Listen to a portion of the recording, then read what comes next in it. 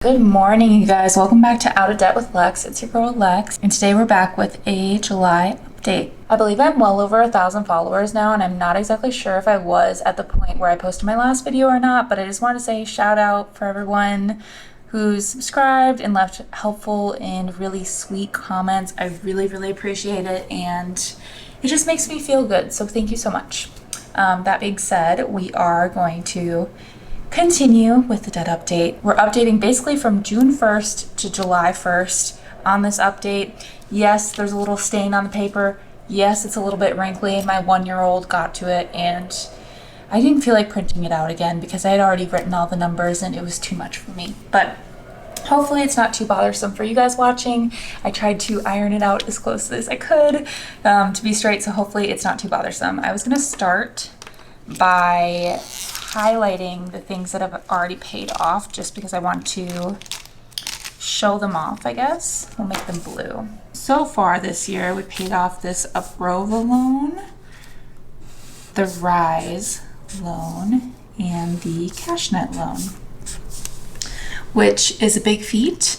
As of last time, we were working on my Capital One, but we did have a little bit of a change that I wanted to mention.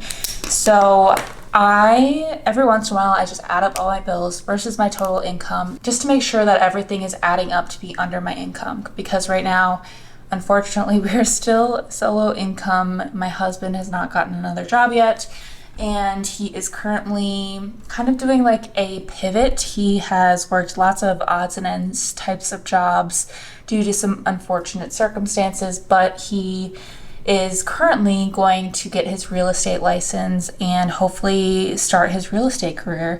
He has always been really good in commission-based jobs. He used to like sell apartments. He was like a leasing coordinator. So I'm really excited. I think this is going to be a great fit for him and something where he can finally really settle into it. So that being said, he is currently studying for it. Hopefully he will be able to take his exam within the next month or so. And so I wanted to add up all of our expenses to make sure that it was less than my income. Adding all of these up, all my expenses, all of our bills, utilities, rent, all that, it was almost dead even, which is it's a better problem to be dead even than to be like incredibly negative. But at the same time, dead even was not including gas or groceries, which meant we were going to be negative. So I looked at our finances and I made a decision. I opened a personal loan with Upstart. So that is down lower. This Upstart loan number 2. And I used it to pay off several things. Basically consolidating. I know, like I'll see the comments, don't worry, but I know that we should never really use debt to pay off debt. But I was able to take about $650 worth of payments and consolidate it down to like $128 a month, which gives me at least some room for groceries every month within the budget to work within the budget. So that being said, Upstart loan number 2, 0 and 5,600. And this is new. I know it's not ideal, but I mean, I need to be able to buy groceries and not be going more and more negative. So it is what it is for now. I'm really hoping that once my husband is able to kind of get like a more full-time income or at least something coming in, it should really help us out. Because right now, living off of one income, we are managing, but not very well. So plus 5,600. Also just gonna highlight that a different color. And I want to emphasize that it's new. Now we're gonna go back to the top and work our way through the debt update. So starting with Sean's Capital One, this is one of the things we paid off with that Upstart loan. So this is currently at 0. So minus 628.88. Next up, we had a Synchrony credit card. It was at a balance of $1,060.36. That was also paid off with that loan. And I'm not gonna highlight this blue, mostly because yes, we paid it off, but we didn't pay it off through conventional methods, I guess, through like a debt snowball or anything. This was paid off using like a consolidation loan. So I feel like, yes, it's paid off, but also, I don't know. You feel me? Now we're gonna get into more of the cards that are carrying balances. You might think to yourself, oh, 1,600-ish, that does not add up to 5,600. We were behind on bills, so we were able to catch up on bills.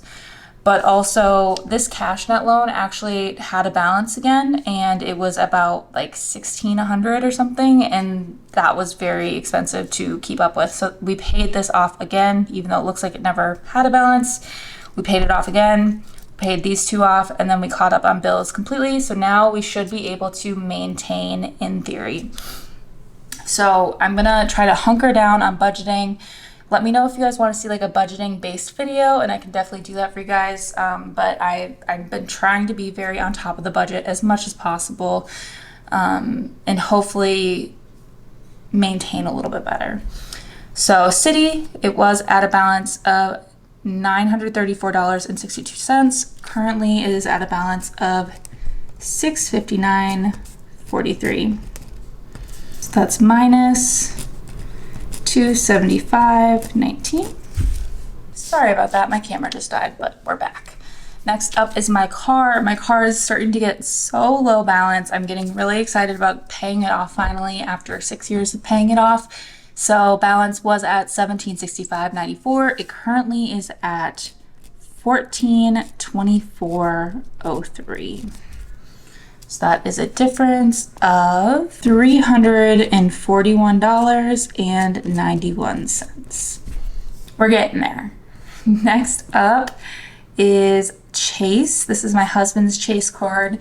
So it was at a balance of $2,322.76, and currently it is at $2,278.86.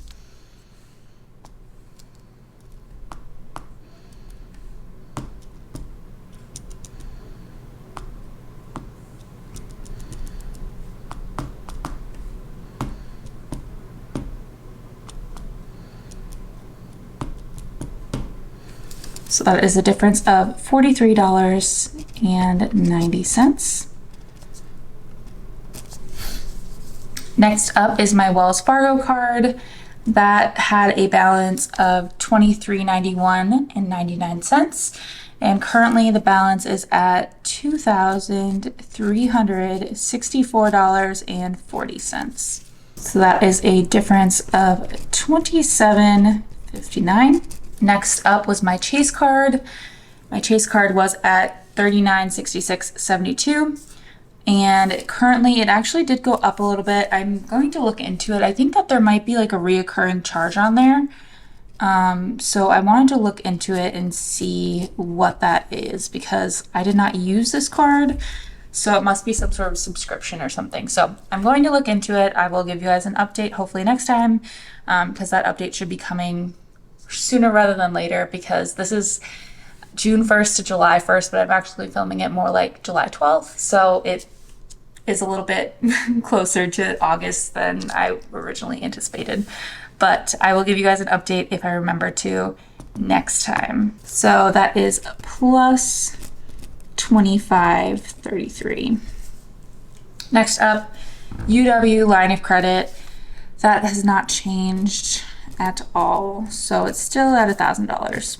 Next up is the UW credit card. So it was at a balance of, let me move this up a little bit, was at a balance of $7,128.11. Currently it is at a balance of $7,032.91. It's a pretty big difference there. Difference of $95.20. Next up was my Capital One card. That one had a balance of $8,990.88 and currently has a balance of $8,845.10. Wow, I've really made progress on that one. I'm pretty proud of that actually, because that has been a card that I used to continually run up every time I paid a little bit off. So actually seeing some progress with that one, starting to be below its, limit multiple months in a row, that is impressive for me. I know it doesn't sound like much, but you gotta, I feel like when you're doing these debt-free journeys, you gotta take it seriously. You gotta hunker down, and that's something that I'm not always good at. But I also think that there's something to be said about, having a positive attitude and seeing those little wins and hopefully making progress in that way. Yeah, I don't know. Wow, that's a difference of $145. That's pretty good. Go me.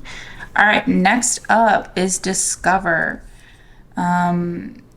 Another thing that I forgot to mention that I did with this Upstart loan that I had that is new, I took any of the cards that are above their limit and I tried to pay them off enough that they would be under their limit. And when I make those minimum payments, it would actually be going lower and lower under their limit. So the Discover card was also one of those cards that was not under its limit. Its limit is $9,500. It was at $96.90 and 34 cents. So it is currently at a balance of $9,479.09. So it's now under its limit.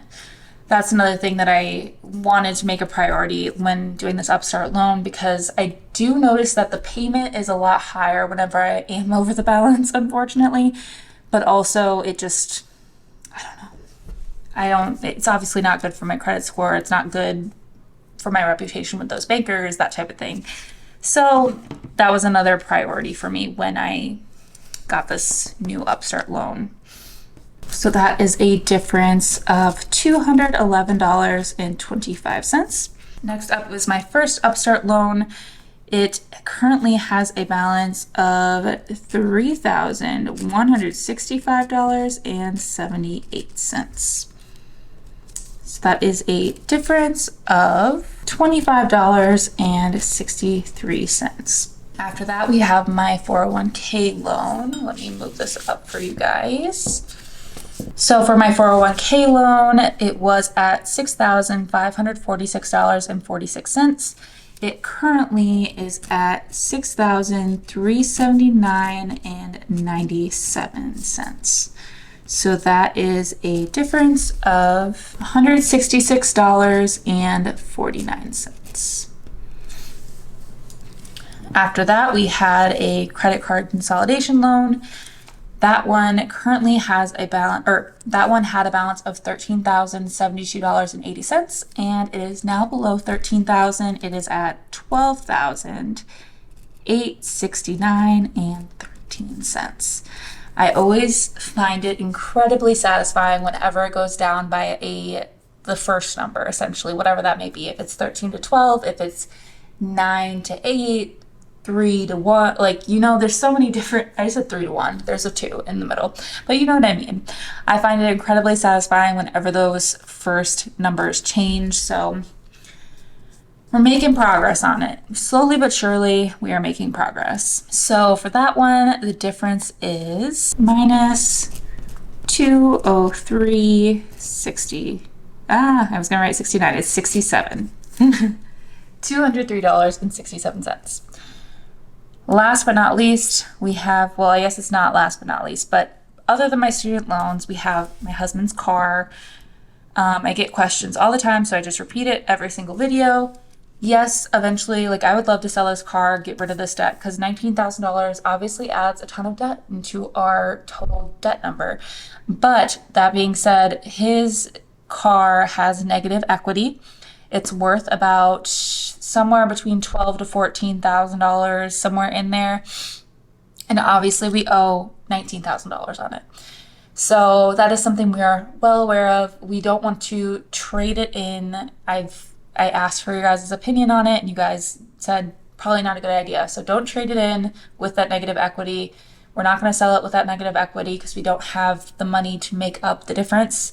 So currently we are kind of stuck paying it off. I'm not sure what we'll do if we hit that number, if we'll just sell it straight out or if we'll just keep it and pay it the rest of it off. I'm not really sure, but currently $19,681.61 on that, and it is now at $19,270.11. It is getting kind of towards the second half of that loan, which means the money that we're paying towards it is going a lot farther.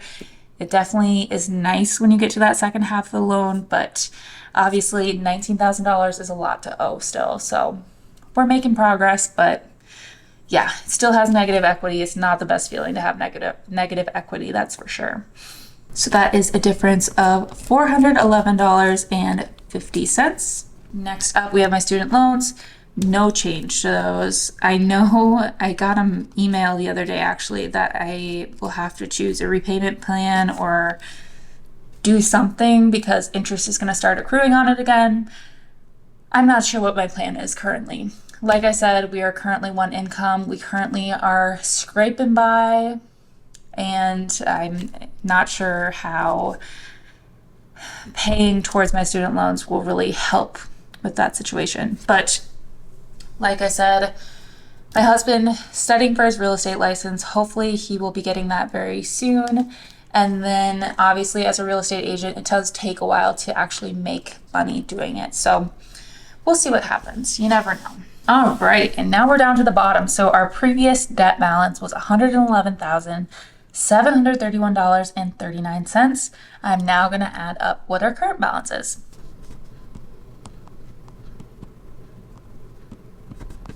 So my current debt balance is $113,719.45. So yes, pretty obvious, it went up. Obviously, it's never a good thing to add debt. So that being said, I'm hoping next month we can provide some better news. One of the reasons why I really fell off of doing these updates last year is because we made so much progress at the beginning of the year and then it just kind of fell to a standstill. So if anybody has some helpful tips, tricks, anything like that for, how to be more consistent or how to work your way through it better, please leave them down below. I honestly read every single comment. They all mean a lot to me. And especially if you've done this before, how do you stay consistent or how did you stay consistent? Because that is clearly the thing that I struggle with. I've cut up the cards, so I think that's a good first step, but I do feel like it's way too easy for me to just run up the debt again, clearly, and we're getting behind on bills. I don't know. I feel like a little bit at a loss sometimes because I understand the concepts of debt payoff, but at the same time, I need to be able to pay the bills, feed my family, and I don't know, live my life, I guess. But I guess I'm just a little discouraged by the number going up. I'm not sure. But anyways, I hope you guys have a great one. If you could leave some positive comments down below, some constructive comments down below, some comments on suggestions of things that have helped you with your debt payoff, I would greatly appreciate it. And I hope you guys have a good day. Bye, guys. Boop.